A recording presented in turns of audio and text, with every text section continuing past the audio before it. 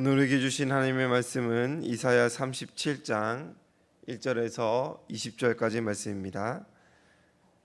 하나님의 말씀 이사야 37장 1절에서 20절까지 말씀입니다. 함께 봉독합니다.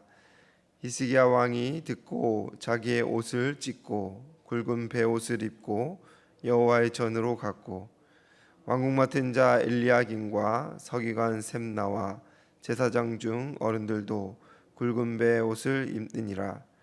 왕이 그들을 아모스의 아들 선지자 이사야에게로 보내매 그들이 이사야에게 이르되 히스기야의 말씀에 오늘은 환난과 책벌과 능욕의 날이라.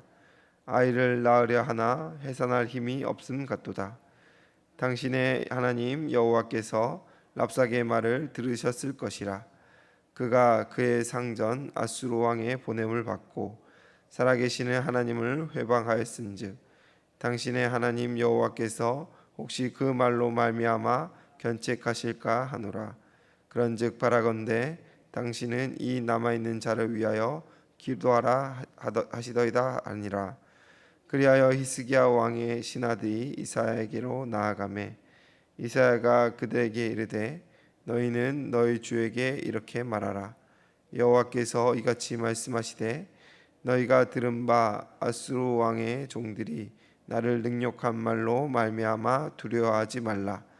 보라, 내가 영을 그 속에 두리니 그가 소문을 듣고 그의 고국으로 돌아갈 것이며 또 내가 그를 그의 고국에서 칼에 죽게 하리라 하셨느니라 하니라.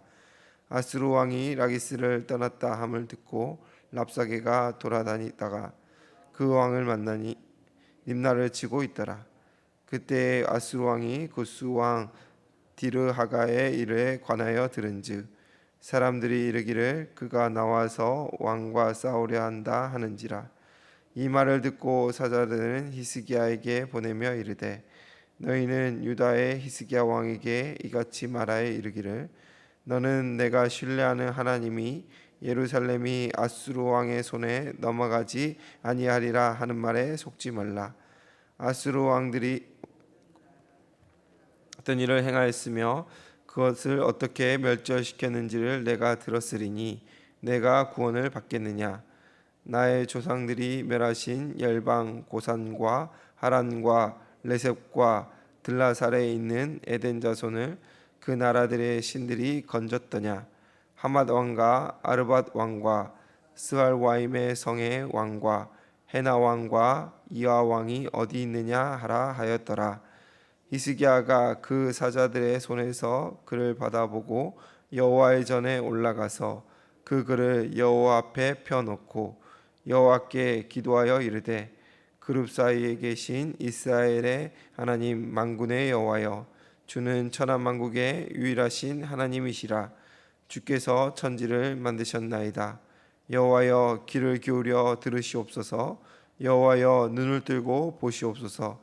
사내립이 사람을 보내어 살아계시는 하나님을 회방한 모든 말을 들으시옵소서. 여호와여, 아수르 왕들이 과연 열국과 그들의 땅을 황폐하게 하였고 그들의 신을 불에 던졌사오니 그들은 신이 아니라 하나님 사람의 손으로 만드신 것일 뿐이요 나무와 돌이라. 그러므로 멸망을 당하였나이다. 우리 하나님 여호와여, 이제 우리를 그의 손에서 구원하사 천하 만국이 주만이 여호와이신 줄을 알게 없어서 하니라. 아멘. 우리는 앞서 아수르 장수 랍사게가 성벽 앞에서 쏟아낸 서슬프른 조롱을 보았습니다. 세상의 힘을 하나님과 겸하여 섬기며 위기를 극복하고자 하였던 유다의 선택은 랍사게의 입을 통해 손을 찌르는 흔들리는 갈대 지팡이라는 참혹한 성적표로 평가되었습니다. 하나님 대신 세상의 힘을 의지했던 결과는 철저한 수치와 영적인 무력함이었습니다. 오늘 본문은 그 막막한 절망을 극복하는 유일한 길을 우리에게 보여줍니다. 잘못된 선택을 반복하던 유다와 히스기야 왕이 비로소 세상의 의지처를 모두 손에서 놓아버리고 하나님 앞으로 온전히 돌이키는 역사적 현장을 본문이 담고 있습니다. 1절에 히스기야 왕은 랍사게의 오만한 말을 전해 듣고 자기 옷을 찢고 굵은 베옷을 입고 여호와의 전으로 들어갑니다. 이전까지 애국과의 외교적 수단이나 군사적 타협을 찾아 두리번거리던 왕이 비로소 왕복을 벗어던지고 가장 낮고 비통한 베옷을 입은 채 성전으로 나아가게 된 것입니다. 3절에서 히스기야의 고백은 처절합니다. 오늘은 환난과 책벌과 능욕의 날이라 아이를 낳으려 하나 해산할 힘이 없음 같도다. 자신의 힘으로는 이 국가적 위기를 타개할 그 어떠한 능력도 지혜도 없음을 솔직하게 인정하는 고백입니다. 이어 4절에서 히스기야는 선지자 이사야에게 신하들을 보내며 이 남아있는 자들을 위하여 기도하라고 요청합니다. 손에 꽉 붙들고 있던 세상의 답안지가 오답임을 비로소 깨달은 순간 히스기야는 하나님의 말씀 앞에 나아갔고 또 선지자에게 기도를 부탁하고 있습니다. 사실 더 이상 의지할 힘이 없고 다른 방법이 없어서 그제서야 하나님께로 돌이키는 이런 모습이 우리 눈에는 별것 아닌 것 같아 보이지만 사실 이것조차 쉬운 일이 아닙니다. 먼저는 인간은 스스로의 잘못을 끝까지 인정하지 않으려는 본능이 있습니다. 하물며 왕입니다. 자신의 선택이 이런 결과를 초래했다는 것을 인정하는 것이 더더욱 어렵지요. 그래서 이런 상황에서도 의지할 다른 길을 끝까지 찾아보는 것이 일반적입니다. 또 전쟁 상황에서 기도로 위기를 타개하겠다라는 선택은 겉으로 보기에는 완전히 포기한 모습으로 비춰집니다. 적어도 영적으로 어두워진 유다 백성들의 시선에는 그럴 수가 있습니다. 히스기야는 그럼에도 자신은 물론이요 신하들과 선지자들에게 부탁하여 기도의 진을 펼치고 있습니다. 이 기도에 하나님의 응답은 즉각적이었습니다. 6절에서 7절이 말하는 6절에서 7절에서 이사야는 여호와의 말씀을 전합니다. 너희가 들은 바 아수르 왕의 종들이 나를 능욕한 말로 말미암아 두려워하지 말라. 하나님은 그들의 입에서 나온 하나님을 능욕한 말에 주목하셨습니다. 비록 유다의 어리석은 선택으로 나타난 결과이지만 아수르와 랍사게에게 하나님이 조롱받을 이유가 없습니다. 승리에 도취되어 뱉은 조롱의 말들은 하나님의 진노를 불러왔습니다. 그러나 원수의 공격은 쉽게 그치지 않습니다. 8절에서 13절을 보면 아수르 왕은 구스 왕 디르하가가 자신을 치러 온다는 소식을 듣자 마음이 조급해져 히스기야를 더욱더 겁박하고 압박합니다. 내가 신뢰하는 하나님이 예루살렘을 넘겨주지 않겠다는 말에 속지 말라. 이렇게 말하며 하맛, 아르밧, 고산, 하란 등 자신이 짓밟은 열방의 신들을 나열하고 있습니다. 그 어떤 나라의 신도 내 손에서 자기 백성을 구하지 못했다라는 교만이의 목소리를 높여내고 있습니다. 상황은 조금도 나아지지 않았고 원수의 위협은 더욱 거세게 히스기야를 압박해 왔습니다. 이 순간 히스기야가 보여준 행동은 본문의 핵심이며 이 위기를 타개할 수 있는 유일한 방법입니다. 14절과 15절은 말합니다. 히스기야가 그 사자들의 손에서 글을 받아보고 여호와의 전에 올라가서 그 글들을 여호와 앞에 펴놓고 여호와께 기도하여 이르되. 히스기야는 아수르 왕이 보내온 그 협박 편지를 들고 곧바로 성전으로 올라갔습니다. 그리고 그 모욕과 위협이 담긴 편지를 하나님 앞에 그대로 펴놓았습니다. 인간적인 대책 회의를 소집하거나 애굽에 다시 한번 급히 구원 요청하는 것이 아니라 위기의 실체를 하나님의 시선 앞에 두고 그대로 펼쳐놓고 부르짖고 있습니다. 기록된 히스기야의 기도는 그 내용이 참으로 놀랐습니다. 하나님의 주권을 선포함으로 눈앞에 아수르 대군보다 천지를 창조하신 하나님의 위대하심을 먼저 바라보고 있습니다. 아수르의 강성함은 인정하지만 결국 그들이 쓰러뜨린 것은 신이 아니라 사람의 손으로 만든 나무와 돌일 뿐임을 선포하며 세상 우상의 한계를 명확히 분별해냅니다.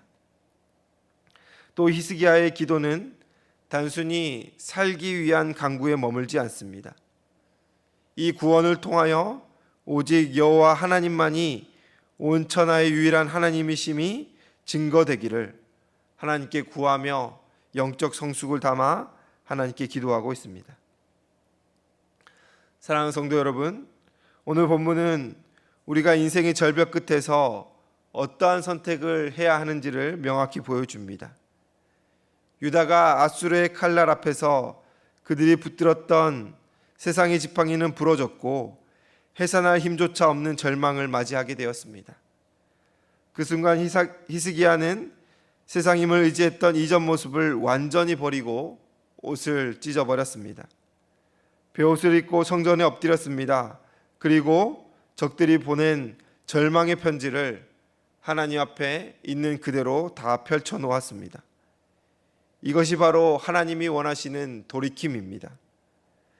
내 힘으로 할 수 없다라는 것을 겸손히 인정하고 오직 만군의 여호와만이 나의 유일한 구원자이심을 고백하여 엎드리는 것이 우리의 삶에도 반드시 드러나야 하는 것입니다. 이 아침 우리가 가져온 많은 삶의 문제들이 있습니다. 절망의 이야기가 있습니다. 그것을 오늘 주님 앞에 그대로 다 펼쳐 놓으시길 바랍니다. 오랫동안 기도해왔지만 응답이 되지 않고 하나님은 내 기도를 들으시지 않는 것 같은 마음이 들 수도 있지만 그때 우리는 스스로를 잘 성찰해 봐야 됩니다. 과연 정말 우리는 하나님만 의지하고 있는가?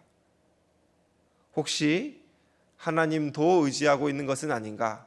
오늘 본문 앞에 성실하게 답변해 보시기 바랍니다.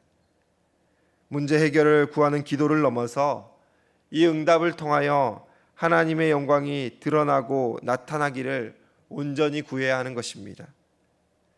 우리의 작은 신음에도 귀 기울이시는 하나님께서 오늘 우리의 기도를 통하여 위대한 역사를 시작하실 줄 믿습니다. 이 은혜가 저와 여러분들에게 임하기를 주님의 이름으로 축원합니다. 기도하겠습니다. 사랑과 은혜가 풍성하신 하나님 아버지,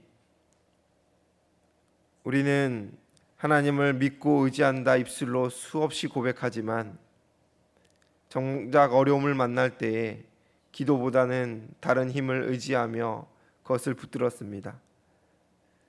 절망의 순간에도 끝까지 내가 할 수 있는 것을 찾고 고집하였던 우리의 모습을 오늘 히스기야 앞에 온전히 비춰볼 수 있도록 도와주시옵소서. 히스기야도 어리석은 선택을 하였고 하나님이 원하시지 않는 길을 갔지만 결국에는 하나님 앞에 온전히 엎드려 모든 문제를 그대로 가지고 나와 펼쳐 놓았음을 오늘 본문은 우리에게 말해주고 있습니다.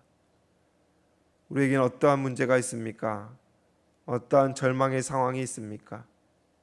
고집스럽게 붙들고 있는 우리의 세상의 의지처는 또 무엇입니까?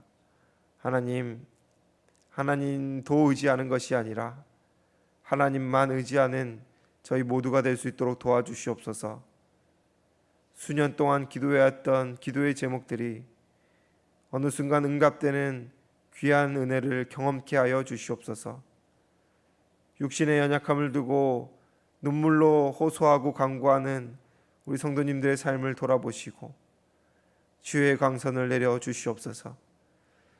마음의 문제와 관계의 어려움들을 두고 상처를 싸며 하나님 앞에 꺼내지 못하는 자들에게 하나님의 사랑과 위로와 긍휼이 충만하게 임할 수 있도록 도와주시옵소서.